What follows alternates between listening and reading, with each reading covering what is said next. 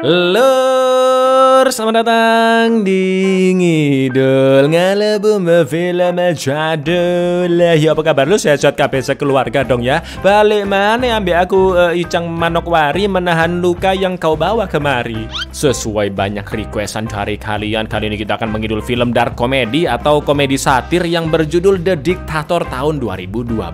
Pastinya kalian sudah familiar sama film satu ini ya kan lur. Film yang menyindir banyak figur dan negara-negara di dunia. Jadi mari kita bernostalgia bersama lur. The Dictator bercerita tentang seorang pemimpin diktator dari negara Wadiyah yang sangat kejam dan ganas. Sampai suatu ketika orang kepercayaannya berniat untuk membunuhnya demi tujuan tertentu. Seperti apakah keabsurdan dan keseruan film ini? Mari kita ke titip-titip pesan atau salam ya. Yang mau ikutan boleh pakai hashtag titip salam atau titip pesan lur. Sekarang requestan dari dulurku Nit ya, yang nitip salam buat mantannya, anak kamu lucu ya.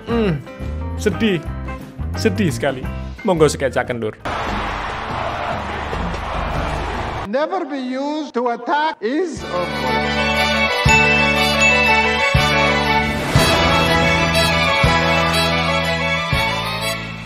Di awal film terlihat berita yang menyiarkan bahwa ketegangan semakin meningkat antara negara-negara di dunia dengan negara Wadiyah di Afrika Utara yang dipimpin oleh seorang diktator yaitu Laksamana Jenderal Aladdin. Lahir pada tahun 1973 dengan jenggot dan jembatan yang gondrong sejak bayi, Aladdin tidak mengenal ibunya karena dibunuh setelah melahirkan. Dan ayahnya adalah seorang diktator juga yang kejam dan ganas. Bahkan badut yang datang ke ulta anaknya kalau nggak lucu aja langsung dar ditembak mati ya kan. Jelas Aladdin tumbuh menjadi pribadi yang sama seperti ayahnya, dan saat dia menggantikan posisi ayahnya yang telah wafat, Aladdin dilindungi 30 penjaga wanita khusus yang semuanya masih perawan, dan salah satunya adalah ibu-ibu bernama Etra yang dianugerahi semangka sebagai senjata utamanya. Banyak negara di dunia termasuk Amerika yang mengecam dan khawatir jika Aladdin memiliki nuklir untuk menyerang negara-negara lain. Namun saat diinterview dan ditanya soal produksi senjata nuklir, Aladdin selalu saja pura-pura budek kayak gini. Do you have nuclear weapons? Sorry, I can't hear you. Negara Wadiyah yang memiliki cadangan minyak tak terbatas membuat Aladdin sangat-sangat kaya raya dan juga sering melakukan hal-hal absurd demi kepuasan pribadi. Seperti mengadakan olimpiade sendiri dengan peraturan ngawur dan merubah 300 kata di negara Wadiyah menjadi Aladdin. Termasuk kata positif dan kata negatif yang menjadi Aladdin lur. Jelas itu menimbulkan kebingungan bagi rakyatnya ya kan, luar biasa edan. You want Aladdin news or the Aladdin news? Hari itu di istananya yang berada di tengah-tengah gurun dengan taman bergambar wajahnya, Aladdin berpidato di hadapan jutaan rakyat Wadiyah bahwa senjata nuklir akan segera selesai dengan alasan jika senjata itu digunakan untuk tujuan kedamaian, padahal enggak. Dan inilah diktator. Never be used to attack is be used for peaceful purposes. Aladdin memiliki kaki tangan yaitu pamannya sendiri bernama Tamir yang selalu mendampinginya dan memberi salam hormat dengan mencium keleknya. Ketika Aladdin mengecek progres nuklirnya, ternyata ilmuwan-ilmuwan di sana membuat nuklir dengan ukuran yang terlalu kecil dan tidak menakutkan. Itu dikarenakan kepala ilmuwan bernama Nadal telah dieksekusi oleh Aladdin 2 tahun lalu. Hanya karena berdebat masalah bentuk dari nuklir. Saat itu Nadal sudah membuat nuklir sempurna yang memang bentuknya bulat di ujung sesuai standar lur. Tapi Aladdin yang terlalu sering nonton kartun meminta bentuknya diubah menjadi runcing karena dia beranggapan jika ujungnya bulat maka nuklir yang dikirim akan mantul balik lagi ke negara Wadiyah. Nadal pun berusaha menjelaskan, namun Aladdin yang tidak suka dilawan tanpa basa-basi langsung mengeksekusinya. They will think that it is a huge robot flying towards them. Started rising up towards the heaven while playing a harp. Professor Boba, incredibly strong thing is called Boba.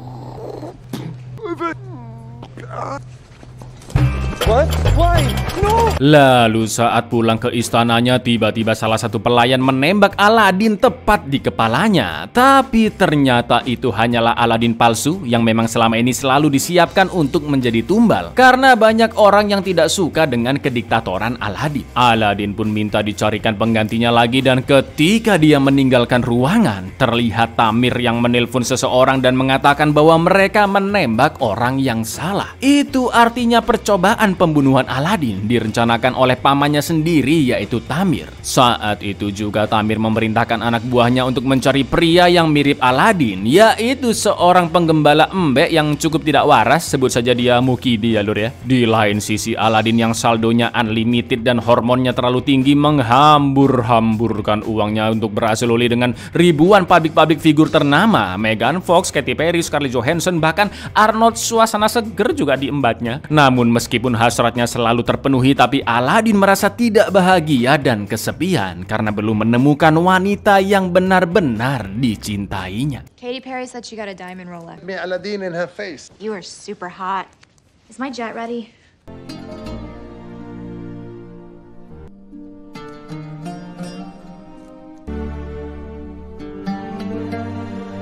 Tak lama setelah itu, berita menyiarkan bahwa NATO akan menyerang negara Wadiyah kecuali Aladin setuju datang ke PBB untuk klarifikasi tentang nuklir buatannya. Aladin yang tidak gentar pun memenuhi permintaan PBB, dan saat itu juga dia berangkat ke Amerika yang sudah dipenuhi para pendemo. Entah bagaimana caranya, Aladin bisa membawa unta-unta ke jalanan, ratusan mobil Lambo, dan terus dilindungi oleh 30 penjaga wanitanya. Bukan hanya itu, tapi Aladin juga minta kamar khusus yang bisa didesain sekarpe dewe. Tapi tiba-tiba malam harinya saat Aladin tidur, seseorang menyelinap masuk yang memukulnya hingga pingsan dan menculiknya.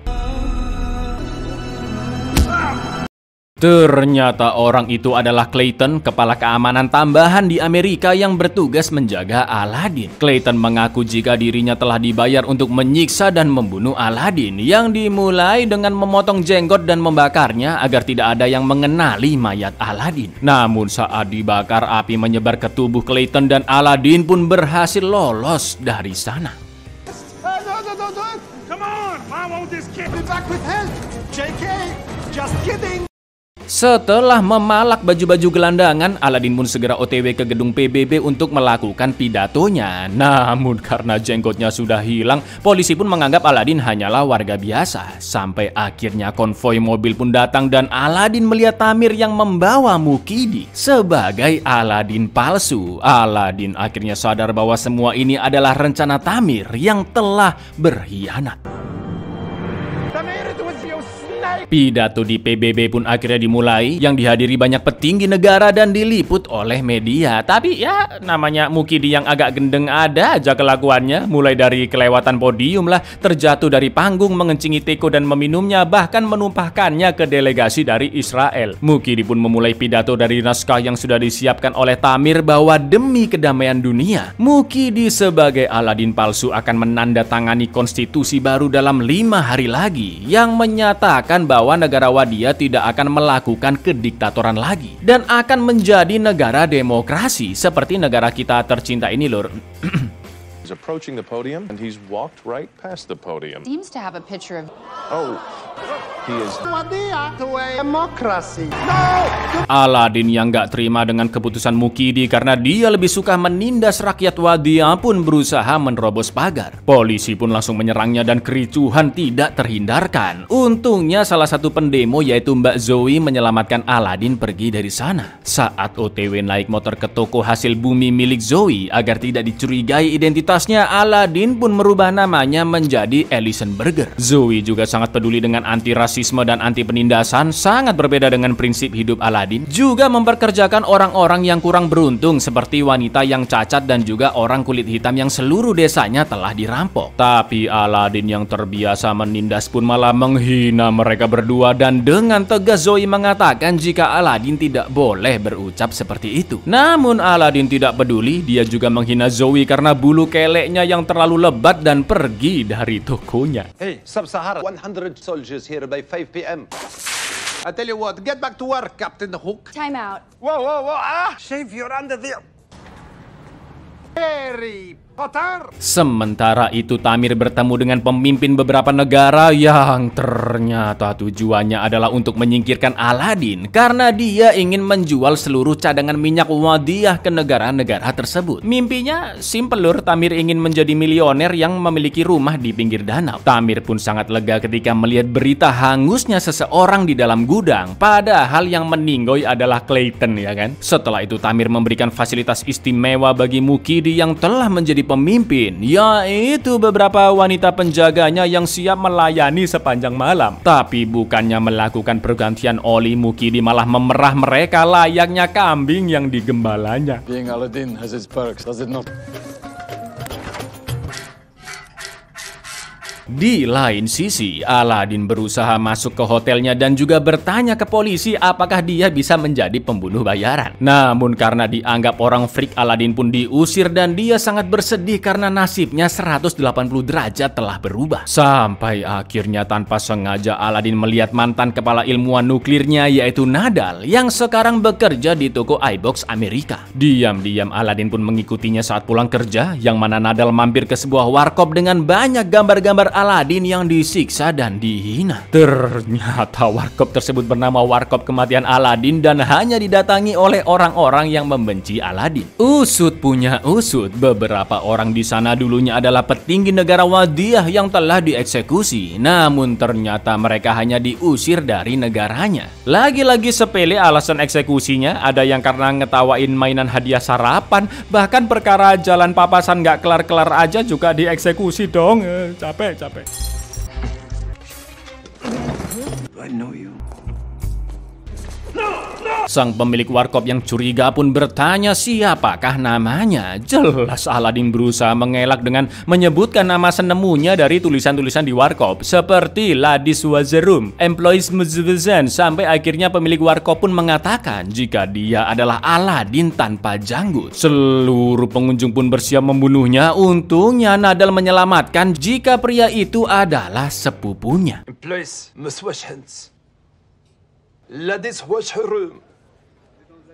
This is my cousin. I see you have already... Aladin pun bertanya bagaimana Nadal masih hidup setelah dia eksekusi, dan ternyata sang eksekutor di Wadiah adalah anggota pembebasan, yang mana artinya tidak ada seorang pun yang berhasil dieksekusi oleh Aladin. Nadal setuju untuk membuat Aladin kembali berkuasa, namun dengan satu syarat, bahwa jabatan kepala ilmuwan nuklir diberikan lagi kepadanya, plus membebaskannya membuat nuklir dengan bentuk bulat standar.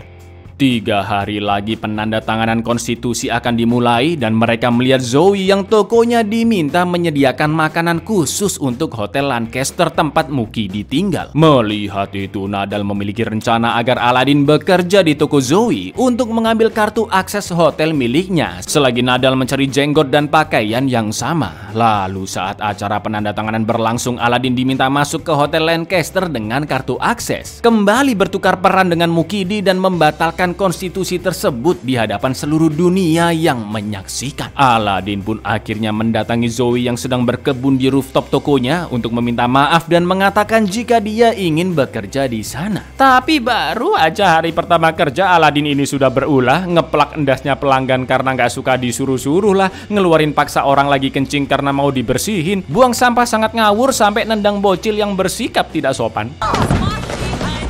Clean up on aisle 4. Out, I'm gonna clean. Come on, out you go. Out. Hurry up, chief. Chop, chop. Next. Setelah itu Nadal pun SMS bahwa dia menemukan cara mengintai Hotel Lancaster dengan menggunakan jasa tur helikopter untuk mencari kelemahan hotel. Ternyata saat tur mereka terbang bersama sepasang suami istri mbah-mbah yang makin lama makin curiga karena perkataan Aladin maupun Nadal yang memakai bahasa Arab. Padahal yang diomongin tentang kecelakaan mobil, indahnya pemandangan Amerika, dan penyangga punggung yang sakit lur. Tapi karena nyebutin kata-kata 911, suara-suara ledakan, kembang api di patung Liberty, dan penyangga punggung yang mirip rompi bundir, jelas kedua mbah-mbah ini pun histeris dan langsung melaporkannya ke polisi dong. Astagfirullah.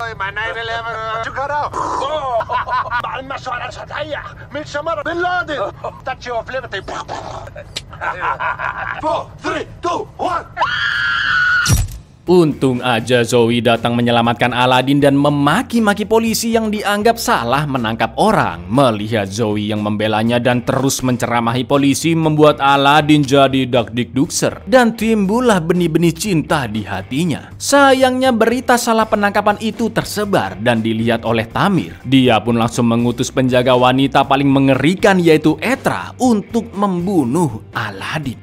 Sebagai rasa terima kasih dengan pedenya, Aladin mempersilahkan Zoe untuk berasal-lole dengannya. Jelas Zoe pun menolak permintaannya yang mesum dan untuk memenuhi hasratnya, Zoe pun menyarankan Aladin untuk melakukannya sendirian. Yang kalian sudah tahu maksudnya apa ya kan, Lur? Sebagai Sultan, Aladin yang tidak pernah melakukannya sendirian pun diminta masuk ke dalam kamar dan dari luar Zoe memberitahu tutorialnya. Awalnya Aladin menganggap solusi itu adalah perbuatan konyol, namun ketika dicoba, betapa terkejutnya Aladin merasakan sensasinya. Bahkan saking bahagianya Aladin membayangkan burung-burung terbang, lumba-lumba melompat, sampai Forrest Gump yang berhasil lari dengan kaki cacatnya. Lebay banget sumpah, mana ada backsoundnya.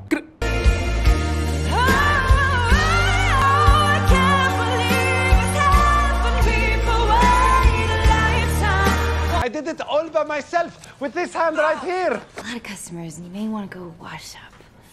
Malam harinya Zoe pun pulang ke rumahnya sedangkan Aladin numpang nginep di kamar sekaligus jaga toko. Lalu tak lama kemudian terdengar bunyi berisik di dalam toko yang ternyata itu adalah Etra dan dengan semangka jumbonya. Aladin dibuat tidak berkutik sama sekali. Berkali-kali Aladin dihantam dan ketika dia hampir pingsan, Aladin berhasil mengalahkan Etra dengan melemparnya sampai tengkuknya mengenai pinggiran balok.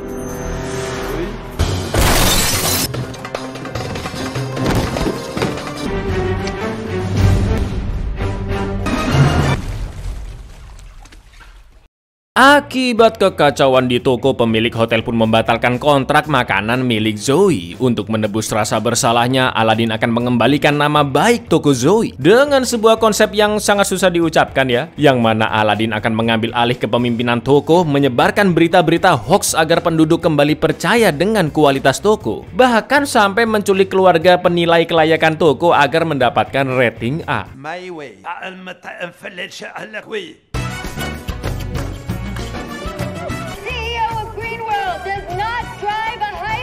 Dalam waktu singkat, toko Zoe kembali ramai dikunjungi dan jauh lebih tertata dibandingkan sebelumnya. Zoe pun berterima kasih atas kelihayan Aladin memimpin tokonya dan setelah itu Nadal mengabari bahwa dia sudah menemukan jenggot sesuai requestan Aladin. Yang ingin mendapatkan jenggot dari orang hebat, ternyata itu adalah jenggot milik Raja Narkoboy yang baru meninggal dan dengan nekatnya mereka akan mencolong di rumah pemakaman. Tapi karena orang-orang yang melayat curiga, agar menyingkat waktu mereka tidak hanya mengambil jenggot si Raja Narkoboy tapi seendas-endasnya dipenggal, Lur.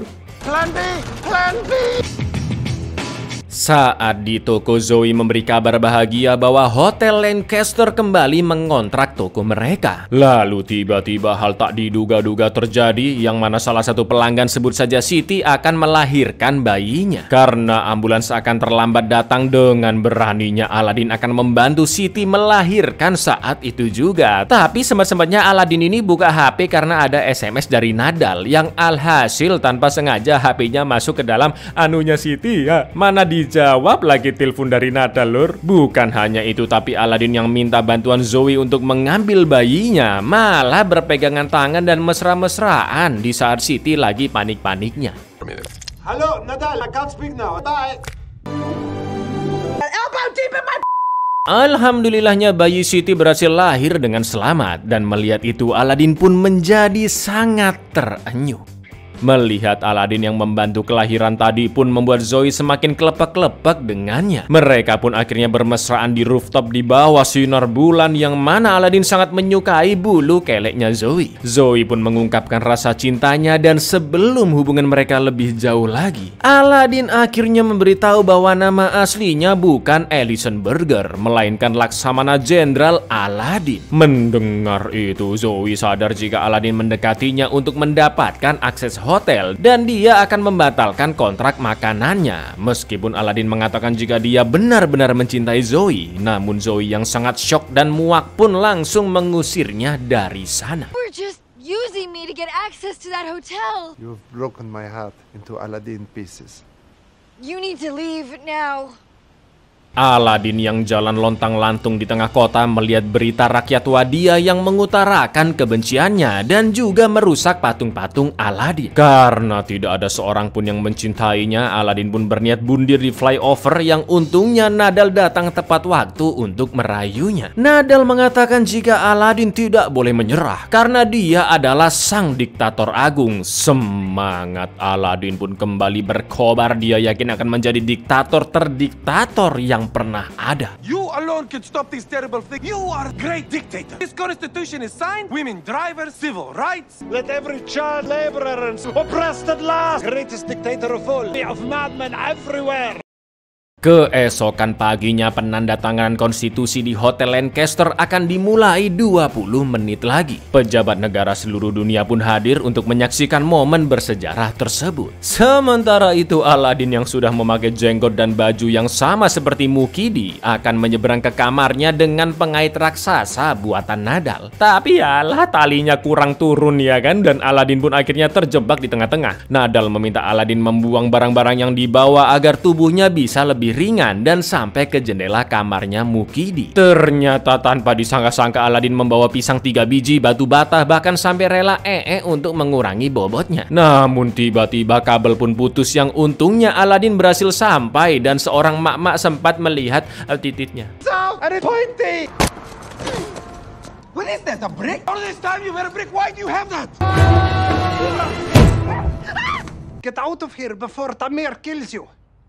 Mukidi yang diminta pergi dari jendela pun manut aja ya kan. Tak lama kemudian Tamir datang dan Aladin langsung berpura-pura menjadi tolol. Acara penandatanganan konstitusi pun akhirnya dimulai dan seluruh warga Wadiah dan orang-orang seluruh dunia pun antusias melihat siarannya. Gak pakai basa-basi, Aladin pun minta Tamir ditangkap lalu menyobek kertas konstitusi dan mendeklarasikan bahwa Wadiah tetap memiliki pemerintahan diktator. Semua orang pun sangat kecewa melihat, termasuk Zoe yang baru sampai di ruangan. Dengan lantangnya Aladin mengajak negara-negara lain untuk menjadi diktator karena memiliki banyak sekali keuntungan. Seperti bisa memotong pajak seenaknya, mengabaikan kebutuhan orang-orang miskin, mengontrol penuh semua media, menyadap telepon, menyiksa, mencurangi pemilu. Wah, banyaklah manfaatnya. Namun ketika Aladin melihat Zoe yang sangat bersedih, dia langsung mengungkapkan betapa indahnya demokrasi di balik banyak ketidaksempurnaannya, seperti sosok Mbak Zoe. Maka dari itu Aladin akan membuat Wadiah menjadi negara demokrasi seutuhnya. Seluruh masyarakat yang mendengarnya pun bersorak-sorai kecuali Nadal yang sangat kecewi dengan keputusan Aladin. Wiretap phone. You could torture foreign prisoners for the needs of the poor, for healthcare and education. Democracy has hairy armpits. 5 pounds. Real elections in Wadiah.